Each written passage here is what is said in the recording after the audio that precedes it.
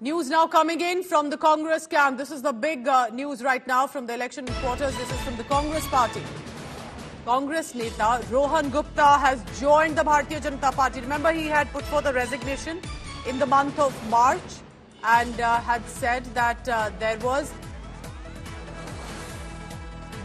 a Sanatan Dharm that's constantly being targeted. My father, he had said in the resignation letter, has been facing harassment as well. I am facing harassment. Now, that was in the month of March when he had put forth the resignation letters, but nothing was clarified. And this has come now a big blow. Also, the images confirming that he's joining the Bharatiya Janata Party. Remember, after Rohan Gupta, Gaurav Vallabh also had resigned from the party.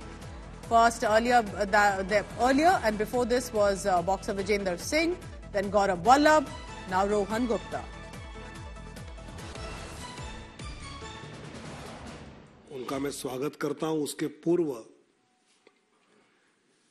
मैं विपक्ष के सभी नेताओं को ये पूछना चाहता हूं कि अभी विपक्ष का जो कैंपेन का स्तर है वो इस प्रकार गिरता जा रहा है कि बस्तर लोकसभा में प्रचार करते हुए मुद्दों पर प्रधानमंत्री मोदी जी या एनडीए पर प्रहार न करते हुए अब Modi ji Vinod Tawade, he's from the Bharatiya Janata Party, welcoming Rohan Gupta into the Bharatiya Janata Party from the Congress. It was in the month of March that a long letter of resignation that was given by Rohan Gupta. At that point, it wasn't clear if BJP is the next step for him, but as now we see from the palm scarf, now the saffron scarf being donned.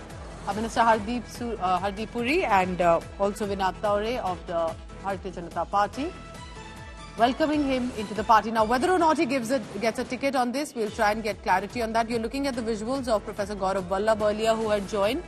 Boxer Vijender Singh had joined. Now comes in another leader who had been associated. Remember, specifically, both Rohan Gupta and Gaurav Vallabh had been regular media panelists, had been constantly coming on the panel to defend the Congress party. But for now, it appears they've decided to jump ship.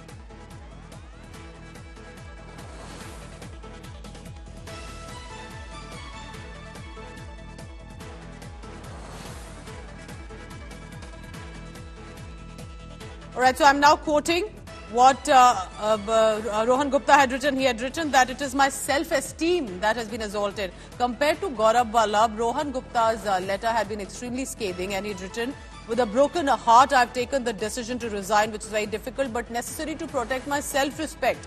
Now my moral does not permit me to continue in the party. He had also said that it was constant attacks at the Sanatan Dharm, that I cannot be a part of that constant criticism. Therefore, I take a step back. Gaurav Vallabh, interestingly, had mentioned on similar lines to say, why am I expected to constantly charge at the wealth creators of the family when there are good things happening in the country?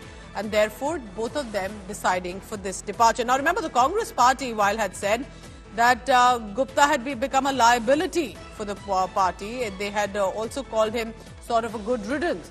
But can Gaurav Vallabh and Rohan Gupta add to the Bharatiya Janata Party's process?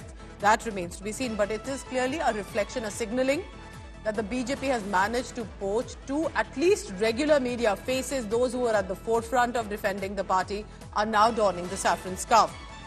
I bring in Poulomi Saha for the latest on that. Poulomi, now Gaurav Vallabh and Rohan Gupta may not be the senior mass leaders, so to say, but they were definitely involved in formulation, in the media narratives, in defending their party on a big scale. And for them to not just leave the party so scathingly and joining the BJP, how is the BJP looking at this?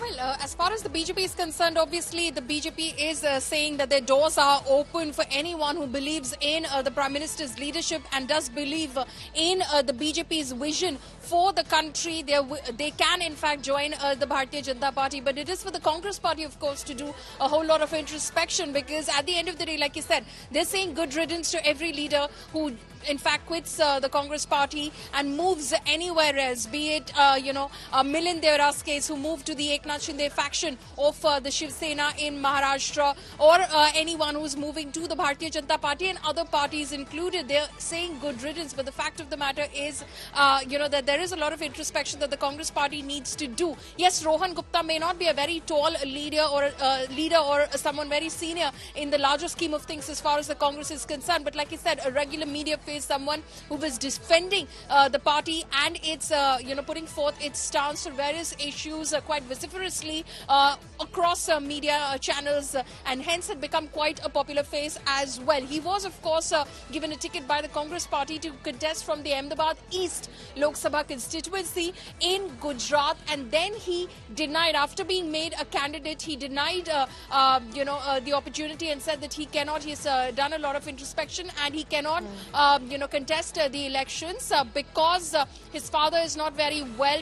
He's going through certain medical challenges and he needs to be by his father more rather than, of course, spend time campaigning. And for those personal reasons, he had decided not to contest the Lok Sabha elections. But then, of course, it was very clear that the Congress believed that this was Rohan Gupta again making... And Poulomi, Rohan Gupta's resignation letter was very scathing because he said, to protect my self-respect, and constantly I'd been facing humiliation, character assassination within the party. So he took a dig, and I remember it was also at the communications department that he had taken a dig at, and that perhaps was very scathing as a remark that Rohan Gupta had made against senior leaders of the Congress as well, now joining the Bharatiya Janata Party. Thank you so much, Poulomi Saha, getting us that big news.